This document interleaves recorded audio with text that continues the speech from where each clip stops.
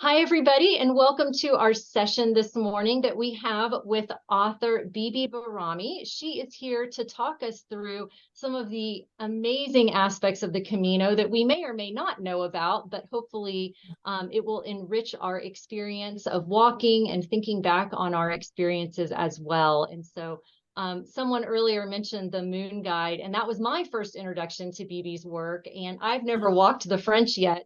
But it was such a beautiful book. I felt like I was walking it with her as our author. And I recently read her most recent book, which is The Way of the Wild Goose, which is great too. And with that, I am going to turn it over to Beebe. Take it away. Great. Thank you very much. It's so great to be here with everyone. And I'm just going to share my screen and dive in.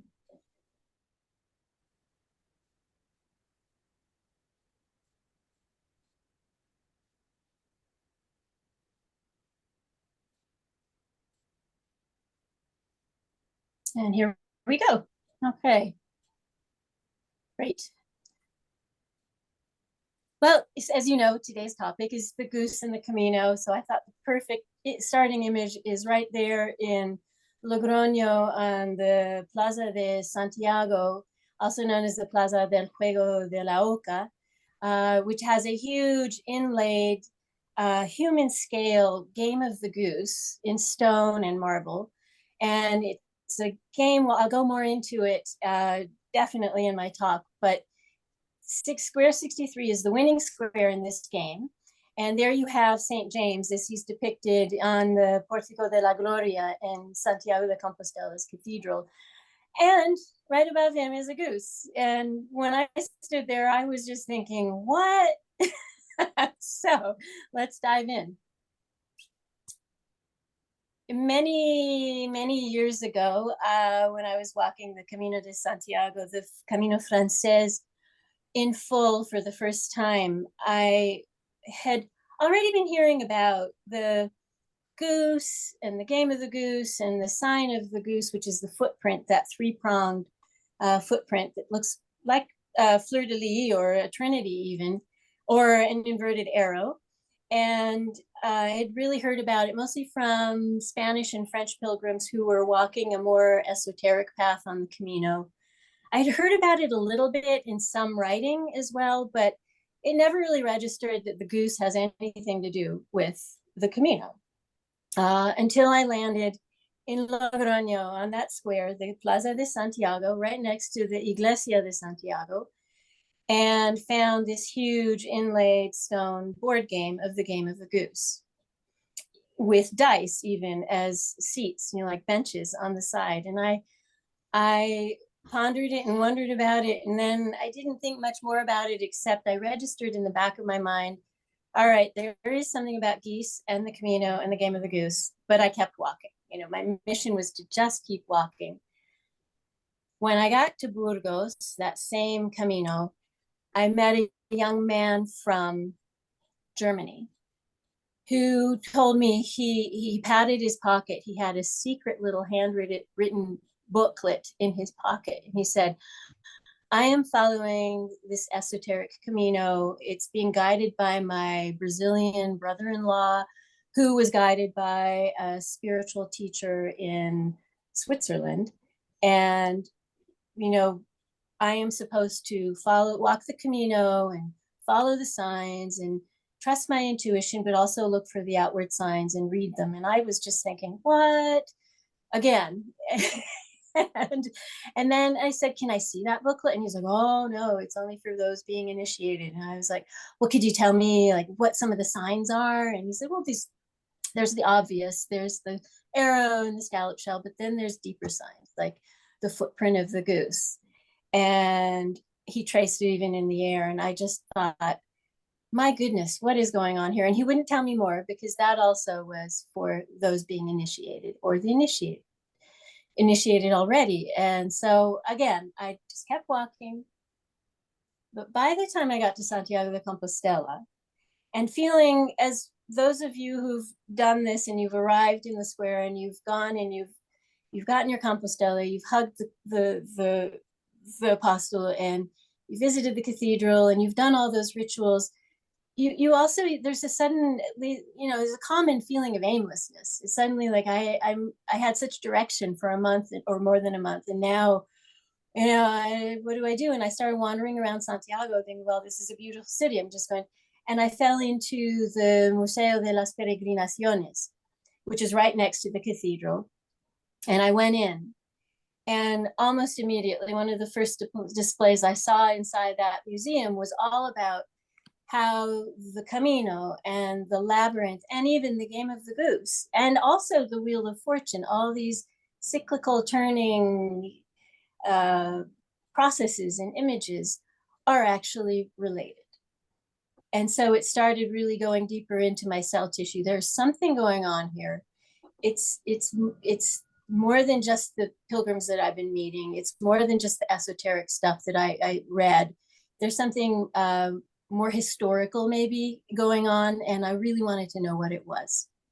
And of course, some of the explanations about why the labyrinth and the game of the goose and the Camino are interrelated is they are journeys.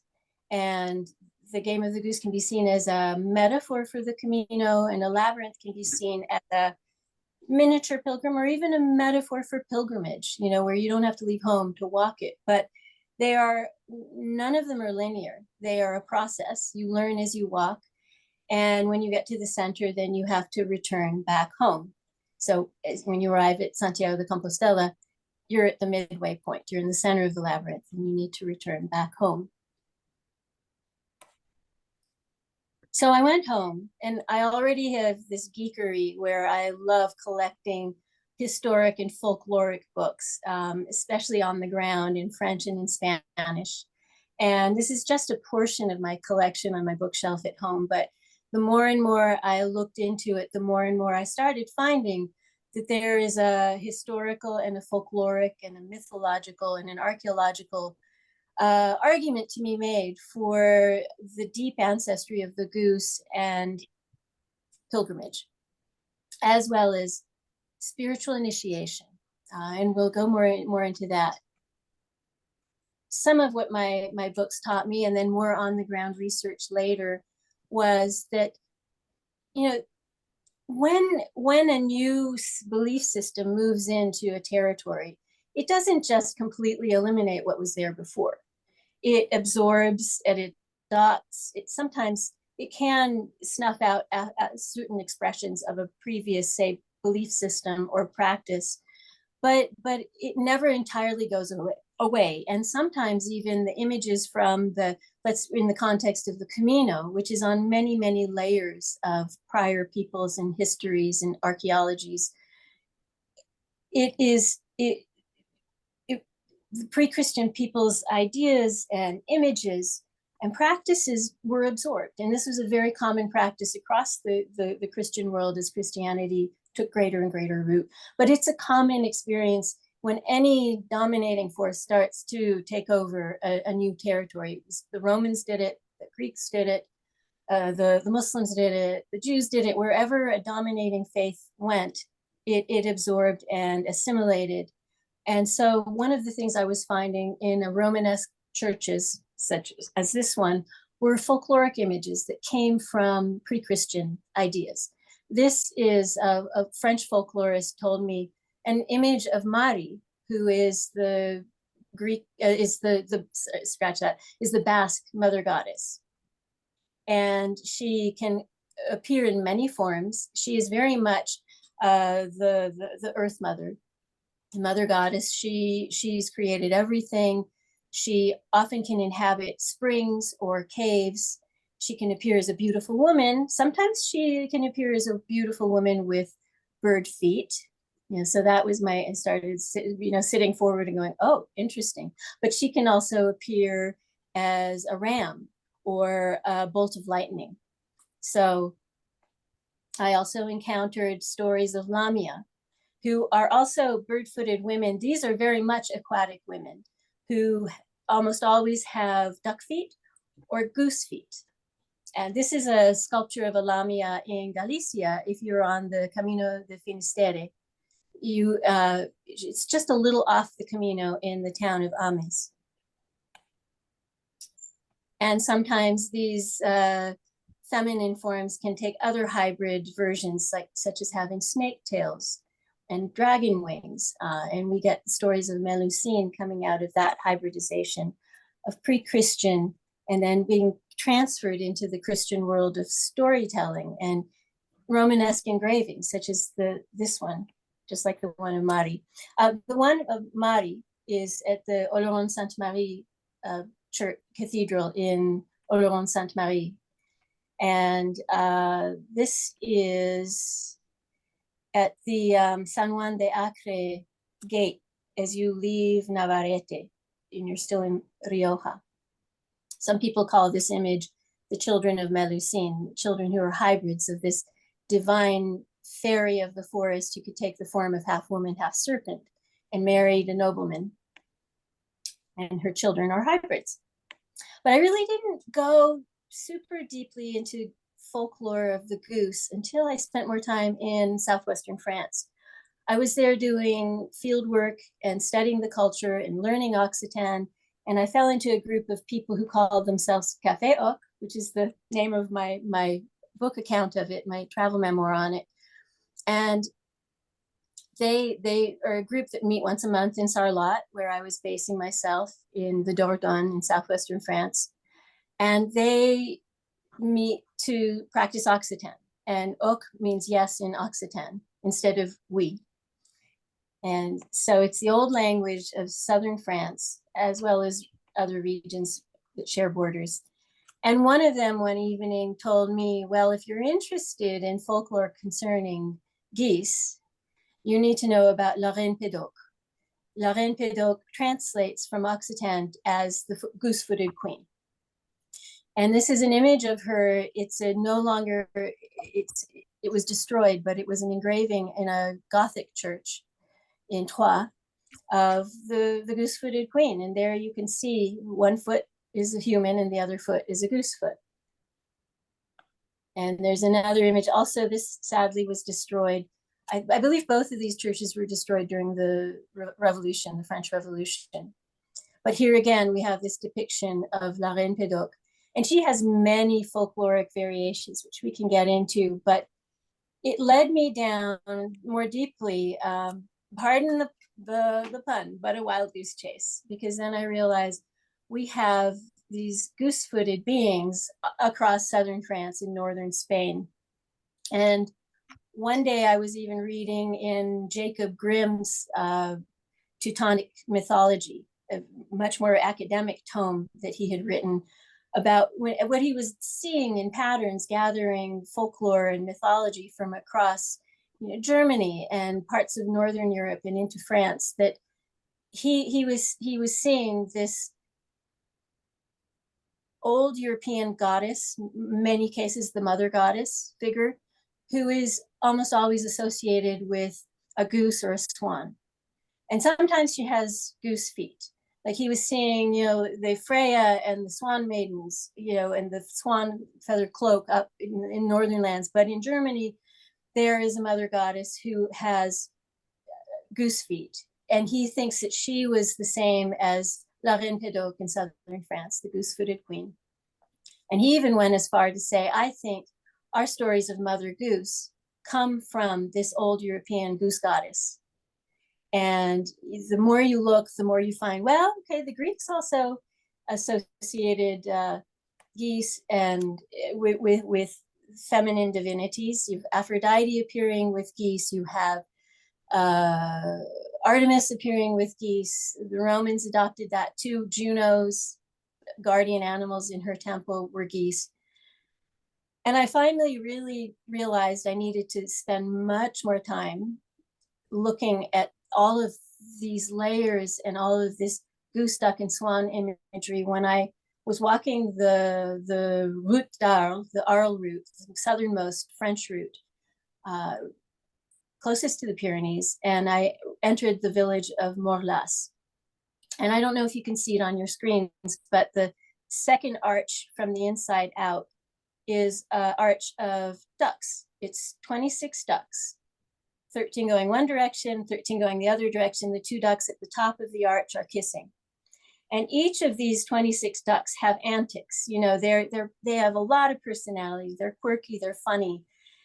And it hit me immediately that not only is there something about ducks and geese and swans in the medieval imagery of the medieval Camino that would have meant something to pilgrims, but there are 13 going one way and 13 going the other way. And that also aligns with the game of the goose, which has 13 squares that are goose squares.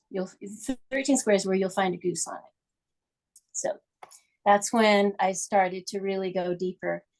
This is a good visual to give you an idea of what I was saying earlier about, you know, things don't happen in a vacuum. When a new belief system moves into fresh territory, it is moving into a place that has its own ideas and its own ancestry and its own many layers of prehistory and history that may not be continuous with each other, but have influenced each other. And, you know, at the moment that St. James's tomb was discovered in far northwestern Iberia in the early 9th century, this is what that world, the wider world, these were the influences that were in that world. We had the Kingdom of Asturias, kind of in many ways still trying to get its act together because of the Cordovan Caliphate and the 100 years earlier, the invasion from North Africa. And then we also had Charlemagne and his, you know, very grand designs of empire. And he, I believe it was by 800, he declared himself the Holy Roman Emperor. So he was aspiring to emulate Rome and create another empire like Rome's, while bringing in, you know, this new faith of Christianity. So you have Charlemagne and the aspirations of bringing, you know, emulating antiquity, the Romans and the Greeks, but also embracing Christianity. You have the Cordovan Caliphate that's bringing its own ideas from across the Mediterranean and from North Africa. And then you have the Kingdom of Asturias that is retaining its own influences and ideas and is burgeoning Christianity as well. And all of these are competitions, but they're also rich and beautiful cross-fertilizations. And this is the best way I can come at explaining how, when you start looking at Romanesque engravings, especially on Camino churches, these are churches that were built in the 11th and 12th centuries. That was their heyday. They are full of folklore, regional, local, and wider regional folklore that all get merged with the ideas of Christianity. And so, you know, nothing happens in a vacuum, and old ideas get pulled into new forms. This is just a fun vase going back to the Greek era. This is an image on a vase of Potnia Theron, who translates the mistress of animals. Sometimes she's also equated with Artemis, considered one and the same.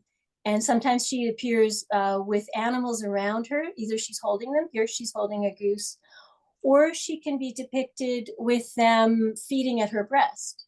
Those of you who know Artemis of Ephesus, that image of Artemis with a lot of breasts engraved all across her body, and also animals that are engraved on her body, that's a really good depiction of this idea of the mistress of animals, Potnia Theron, Artemis, as actually the mother goddess, the mother earth, the creator of life and the sustainer of life, the nurturer of life.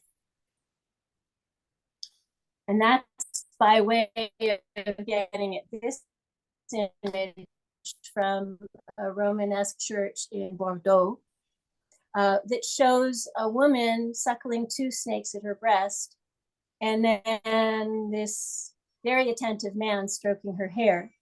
This is an image that's called a femme au serpent. It is often used to depict lust, luxure, but it also has an older previous image that migrated into that form, that Christian idea of women associated with serpents and sin, that was this image of the Mother Earth nurturing and sustaining her creation. And a lot of these Potnia Therons or the femme au serpent that are depicted even in Romanesque churches are still pulling from that idea of this not Eve and sin, but this is the Mother Earth, and this is her sustaining of her creation. It's very ambiguous. You're getting a lot of these ideas. And during the Romanesque, the old ideas weren't fully as filtered out as later periods that really started to prune them from especially churches. Sometimes that image, and let me get back to this guy. Who is this guy? In a lot of the old folklore that you find, not just in Europe, but in the Near East, the feminine, the mother goddess can be associated with a male consort. And sometimes that male consort takes the form of a serpent. This happens in Basque mythology too. Mari has a consort who is called Sugar, and he can appear exactly like this man, the male body, upper body, and the snake tail. Earlier tellings of Mari in Basque mythology also say she might have actually been androgynous before there was a division into male and female, and she was both the male consort and the mother goddess, and could be a hybrid form, like I was speaking about earlier, Melusine, if anyone knows that folklore. Or in this case, this is on a church in Aulnay that is depicting, and the description at the church says these are the children of Melusine. These are these hybrid beings from the divine and the mortal worlds. Lots of fun wiggy mix stuff. You're probably going, wait a minute, we were talking about geese and now she's talking about snakes. And that's because this idea of the divine feminine, especially the mother goddess, she was equated with all these creatures, and most particularly and most commonly waterfowl and snakes. We even have this beautiful image. It's modern, but I just love it because it shows this idea of the serpent being a being of the earth and creation of the mother goddess, and even of the telluric forces of the earth energies. This is at San Tirso Church in Palas de Rey. And here we have Mary standing not on the classic serpent that we're used to seeing, but on this coiled, spiraling, very dynamic, earth-like serpent form, or labyrinth. Other spiral forms on the Camino appear, at places like Eunate with its 33 arch surrounding possibly cloister arches that's incredibly enigmatic, surrounds the octagonal church. And as you enter, one of the main gates, this isn't the entry gate now that's open, but one of the main gates has these two engravings on either side of the gate of these men with spiraling beards that may be suggesting also the idea of the labyrinth or of a process, of a circuit. We don't entirely know. But coming back to Logroño, this Game of the Goose Square in Logroño is in here. I did a pen and ink watercolor drawing of it, so you could, like a bird's eye view, see the whole thing. Really started to solidify all this stuff that I was learning from all these different layers of art history and archaeology, folklore, talking to people. This square is actually a blueprint of an idea that a parish priest in Logroño, Father Rafael Ojeda Bermejo, had of educating people about how the Game of the Goose is actually a metaphor for the Camino, and both are metaphors for life and the process of life, especially if you open your eyes and your senses and your sensitivities more to realize there's more going on than just what's on the surface.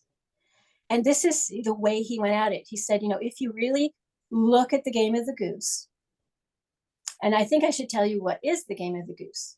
It is popularly known as a children's game in Europe. It is like Snakes and Ladders. It has 63 squares. You start at square one, you have a game piece, you throw dice, and you then move your piece the number of dice, the number that's shown on the face of the dice. And you land on lucky squares that are goose squares. And if you do that, you get to move forward the same number that you had taken to get there. Or if you land on a bridge, another lucky square, I think it sends you forward 12 spaces. If you land on the inn, which is square 19, and as actually representing Logroño in this inlaid game board, you have to miss a turn because you're just so comfortable. you know, all kinds of, if you land on the prison square, you can't leave until somebody else lands there and releases you. There's a death square, it's square 58, very close to the end. If you land on that square, you have to go all the way back to the beginning. And to win, you have to land on square 63. But to get there, you have to dial the exact number. And if you don't, you have to start moving backwards, the remaining number on your dice, and then roll again and move forwards and hope it's the right number. And if not, you have to keep. And if you move backwards, now if you land on a goose square, you have to slide back the same number.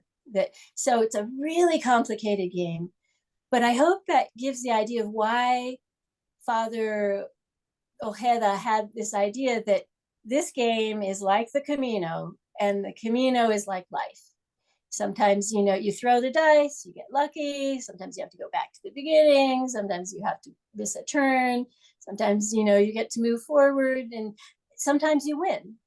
But there's more to it, and I'm going to get into what that more is, because I finally got my hands on a manuscript he wrote that goes into even more esoteric layers about what this board game is depicting. We'll get to that at the end. As you continue on the Camino, this is after Logroño, and right before you get to Burgos, it's right before you are about to walk into the Montes de Oca, which means Goose Hills, Oca being goose in Spanish. And this is Villafranca Montes de Oca.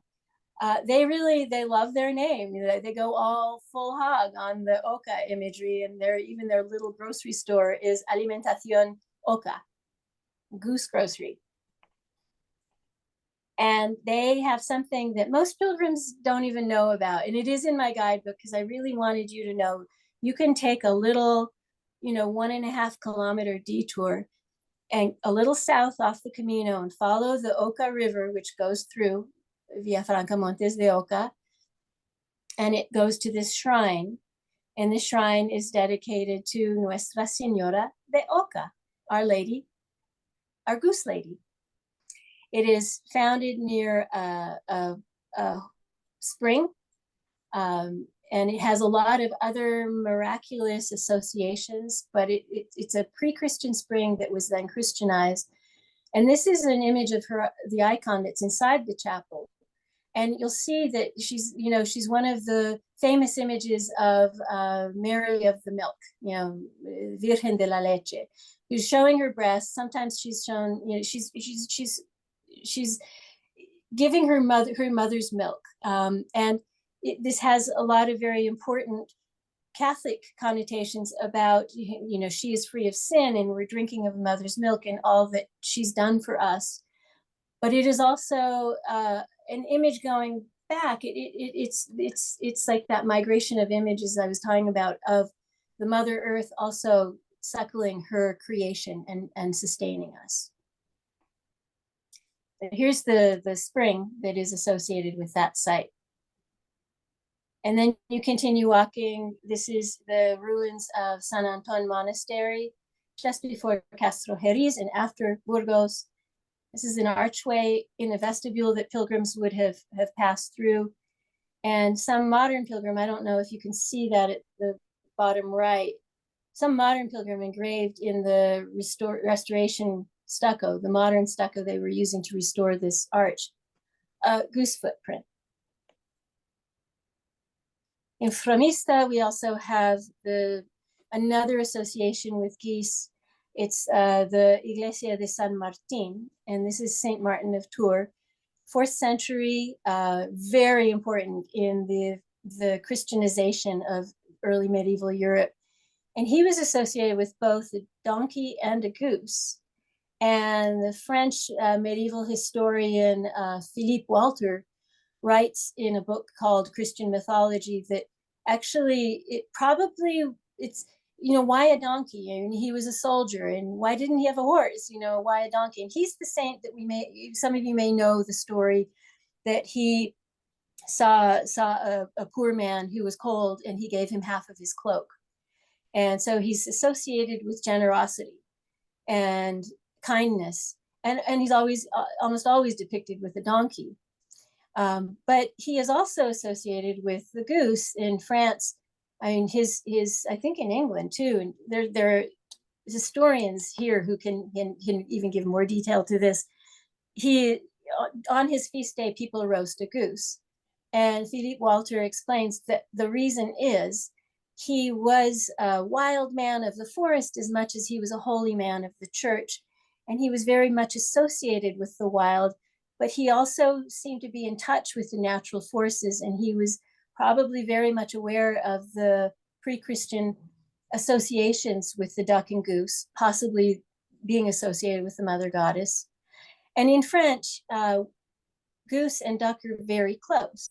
I mean, donkey and goose and duck are very close. You have an and you have an. It's, you know, just the difference of a small diacritical. And it comes from anas, from Latin, for duck. And these are a couple of the waterfowl images on San Martin Church's corbels in Fronista. It may be there because it's in St. Martin. We also have in Terradillo de los Templarios, we have an association with the legend of the golden goose from the Templars.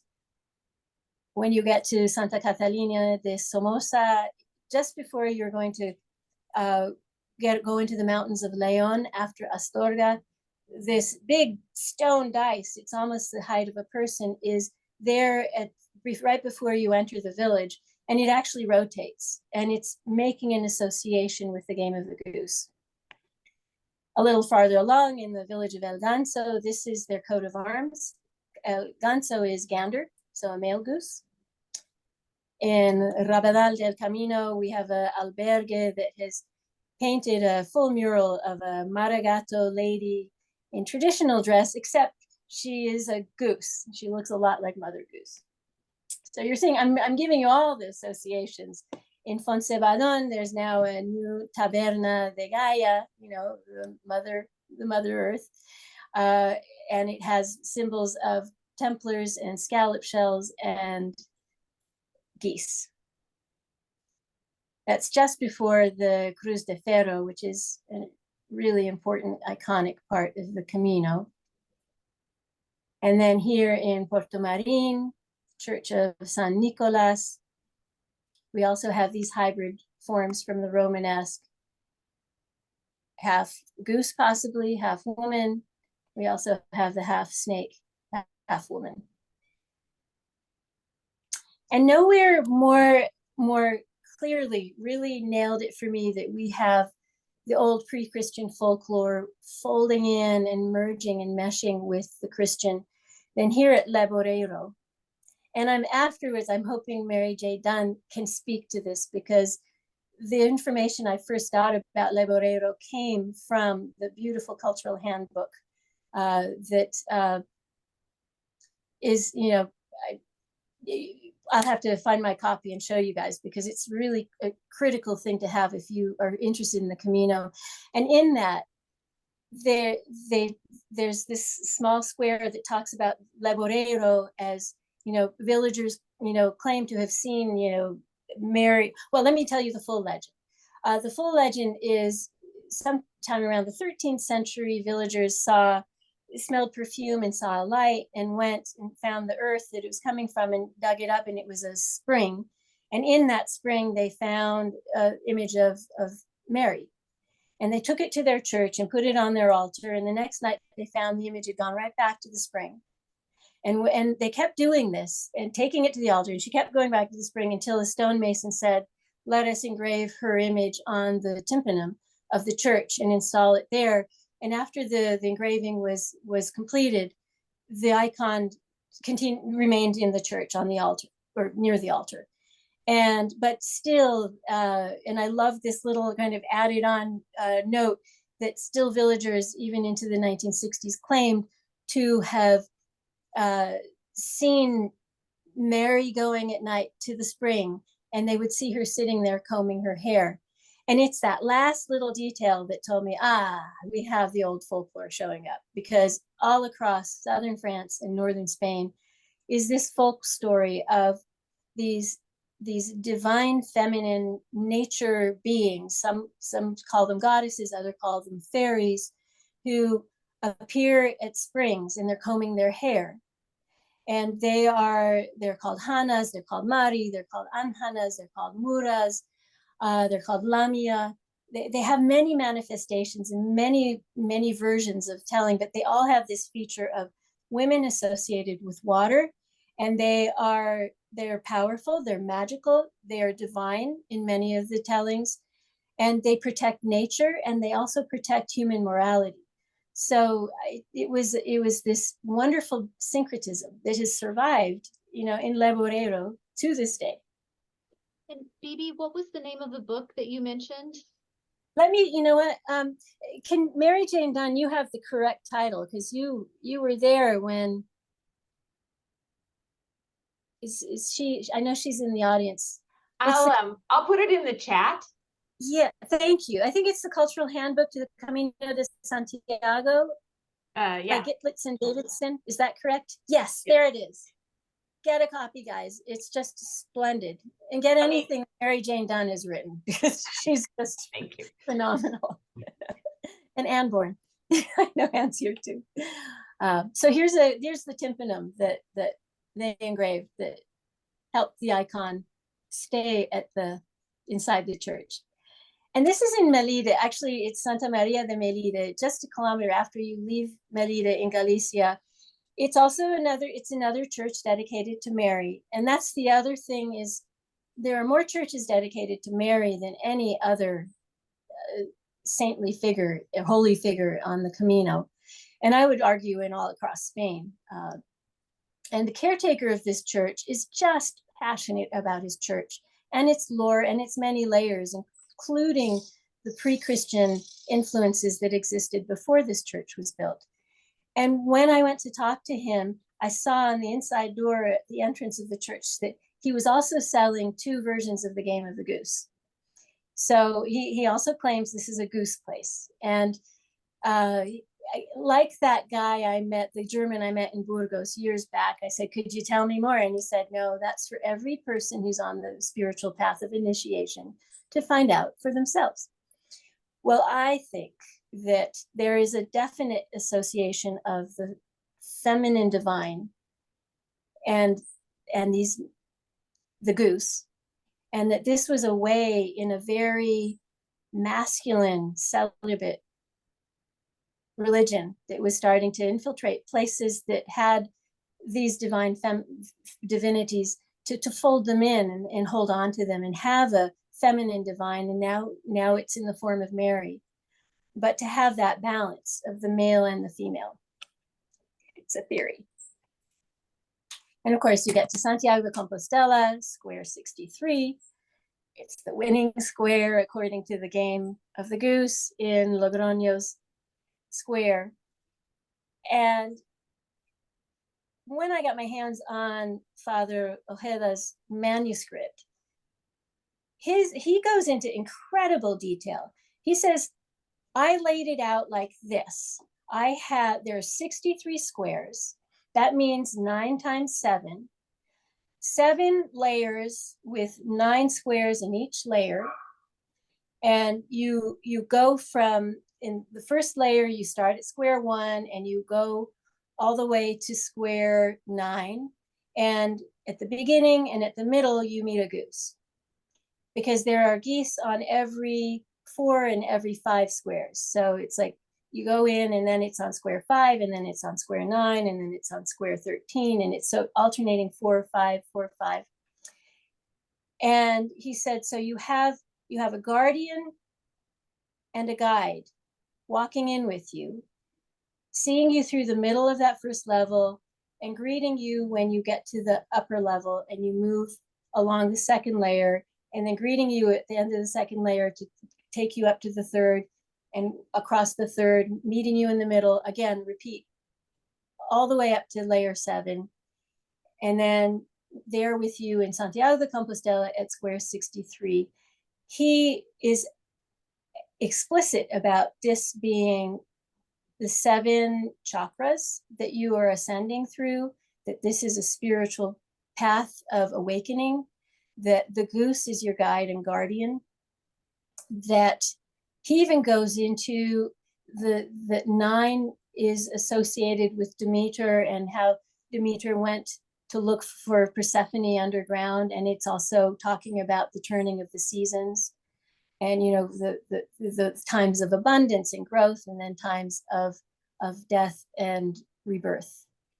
So I was just astounded that, you know, all these ideas that I was thinking, surely I'm imagining this, surely I'm making this up. And then I find this wonderful parish priest in Logroño who's saying, nope, you're not making it up. It's all there.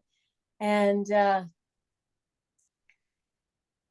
then that was, you know, you're probably wondering, my God, what nerdery to spend all this time chasing geese across the Camino. And I think, you know, I think it is, but it definitely is. But it is brought such gifts and rewards to teach me that there's so much more going on this holy medieval path.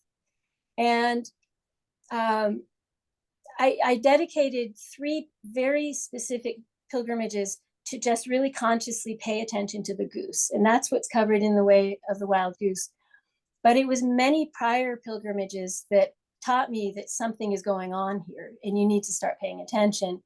And now even subsequent pilgrimages, I keep learning more. Last spring, right on the week that The Way of the Wild Goose was released by the publisher in May, I was walking past the blacksmith on the Camino right after Estella, and he was open, which is the first time I had ever seen his gates open. And I went in, especially when I saw that some of the ironworks that he was selling were devoted to the foot of the goose. And he was selling these pendants. He also has scallop shells that have the mark of the goose footprint on it. And I had to talk to him, and I told him about my book, and he told me to sit down, and it was almost like I was going through my dissertation defense, you know, for the doctorate, where he said, sit down, I'm going to ask you some questions and make sure you really understood what the footprint of the goose means and what the goose means. And so I went through this whole thing as well as I could about, you know, spiritual initiation and the lost feminine divine and guide and guardian, you know, all of it. And he kept a pretty stern face, and then he smiled and he said, do you have a few more minutes? And he got up and he went to his forge, and he lit the fire, and he stoked the coals, and he got it going. And then he made me a pair of iron goose feet. And when he handed them to me, he said, this is because you're walking the Camino and you need 2 feet, 2 good feet to guide you. And I'll end on this slide. This is a mural painted on the Ermita de Nuestra Señora de Cuevas, just after Viana and just before Logroño. And I would suggest you do not miss it. If you're on the Camino Frances and going through that stretch, it's really easy to miss it, but it is depicting almost all the folklore of pilgrimage and the goose, and of birth and life and death and resurrection and regional folklore and the spiritual path. It's just a wonderful wild ride. And of course, you see there are 3 geese in there and a pilgrim and so much more. So these are my books. And if you want to learn more, please check it out. So I think that's everything. And I'm going to stop share. Yeah. Thanks, All right. guys. Thank you so much, Beebe. Just like your books, it's just a lovely story that you're telling us, and it's just amazing. We had several people in the chat say thank you for what you were giving us and all of the great connections that we have.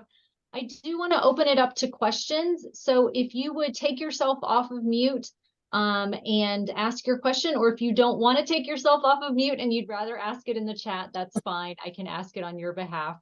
It's not a problem. So I will let you, oh, it looks like, sorry. We have lots of thank yous, more thank yous in the chat. So if you have questions, I will stop talking and let y'all talk. I want to say thank you to all of you. It was so great to be with you and so fun. Hey, so I have a question and it's sort of on topic and sort of not. It's more of a nuts and bolts question.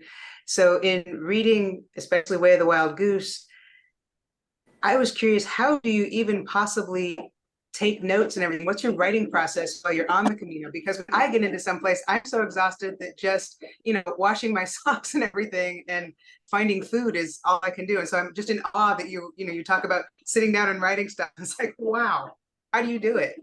Yeah, that's a great question because it is a challenge. And there are some days where I'm so bone dead tired.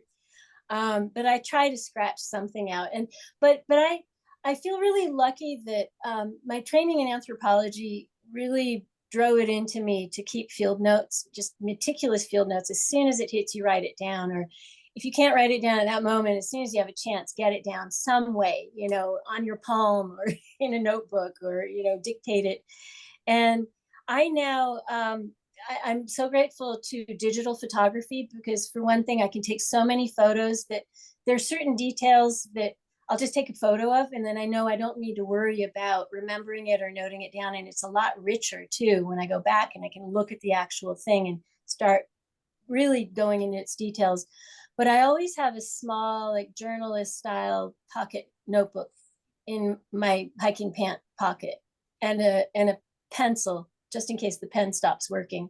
And I just jot stuff as it comes to me and keep going. And then at the end of the day, it is really hard. It is really hard.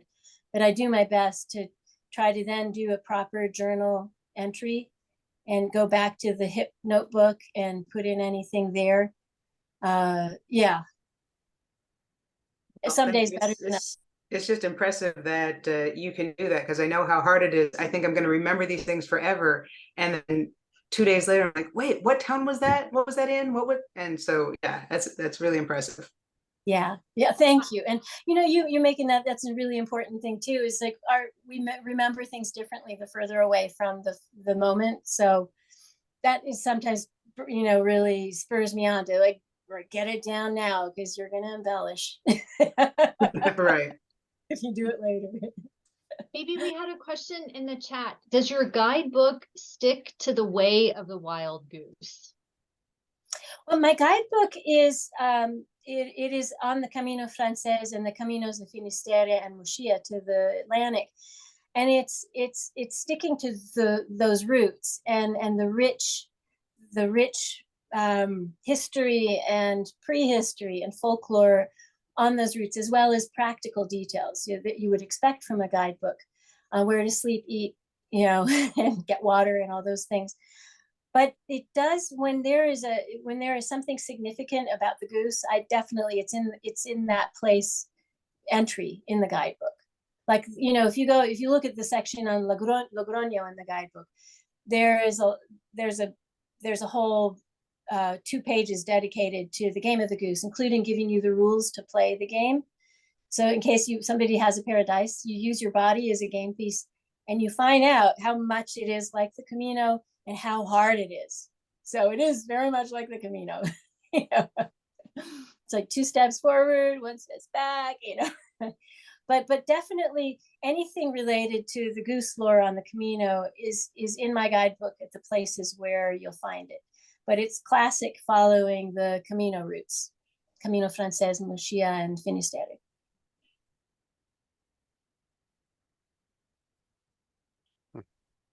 Yeah, David, go ahead. Hi, are there any images of the mother goddess that can be related to early Celtic myths? Much of that way back, of course, was Celtic. And do you see any echoes of Celtic images of mother goddesses or other gods in this? Absolutely. I mean, a lot of those folk stories that are then translated into the Romanesque engravings, a lot of those you will find in the Gallic traditions and in the Celtic Irish traditions. The woman sitting at the edge of the body of water combing her hair is a very classic motif from Celtic traditions, not just from Ireland, but also on the continent. And you will probably, I'm going to just reach over here and show you 2 books. You will want to take a look at Philip Walter's Christian mythology, because he goes into a lot of the Gallic and Celtic influences in early Christianity and medieval Christianity. And then if you read French, Ma Mère l'Oie, My Mother the Goose, is his other book, where he goes full on into all of the bird imagery in the folklore, pre-Christian folklore in Europe, and how it survived in a patriarchal celibate church tradition for posterity, for our times to dig up again, including in the form of Mother Goose. Yeah, yeah. So I would definitely look into those. And just to follow up, is there any more, do you see any more Celtic influences in Muxia Finisterra as opposed to, say, the eastern edges of the pilgrimage? Well, Celtic is an incredibly vast terrain, both language-wise and geographically. I mean, the Celtic speakers were all across Atlantic Europe. Yeah, and so there's a lot of influences. It may not look like what we think of when we think of Celtic, and which immediately most people think of Irish. But there are I prefer saying Celtic speaking influences, because that brings in the greater diversity of the Celtic speakers of France, the Celtic speakers of Iberia, both Spain and Portugal, during the probably late Bronze Age into the early Iron Age. Those influences are there. I mean, the archaeology is there.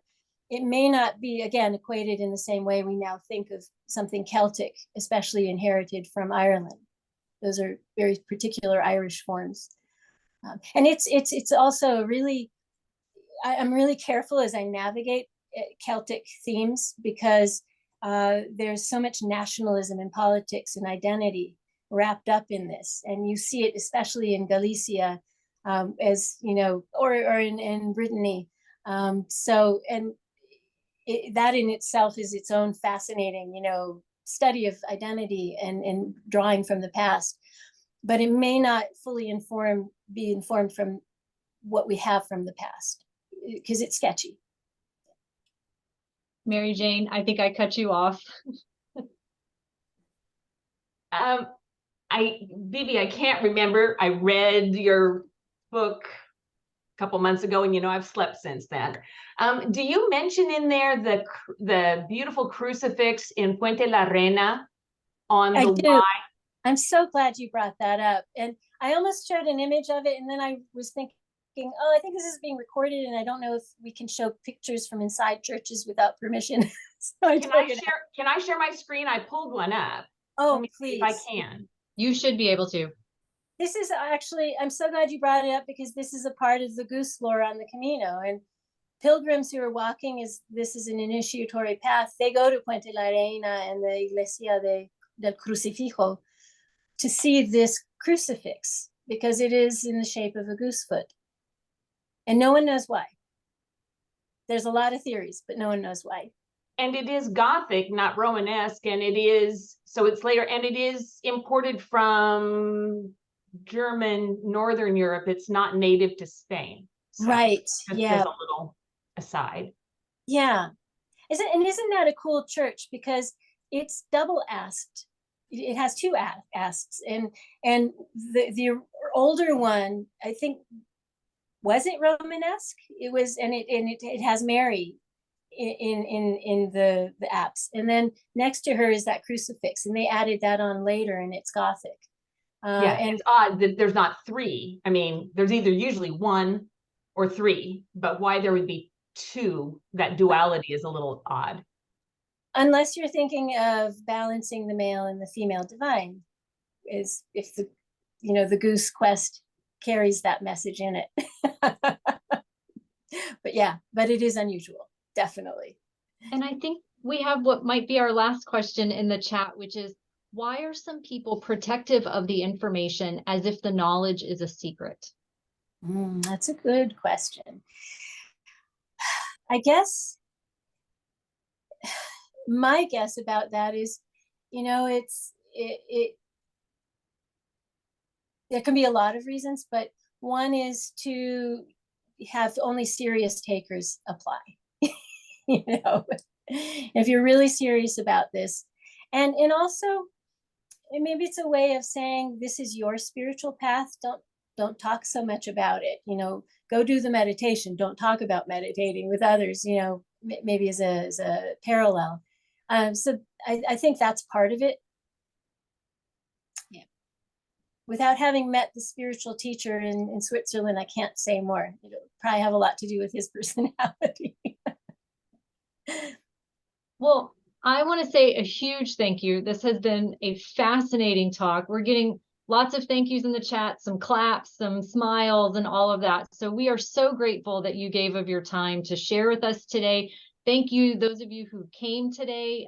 As with all of our national events, we are going to post this to our YouTube. So you can check it out there. You can share it with your friends. I know there were some people who emailed me that they weren't able to be here. So it's a great way to catch up on any of the events that you haven't or you weren't able to attend. I also want to say thank you to all of our volunteers, as always. Thank you to those of you who give of your time and your energy and your money also to help support the work that American Pilgrims does here and in Europe as well. Please check your email for upcoming events. We have other things going on. And with that, I will say thank you and buen camino to everybody. I will also say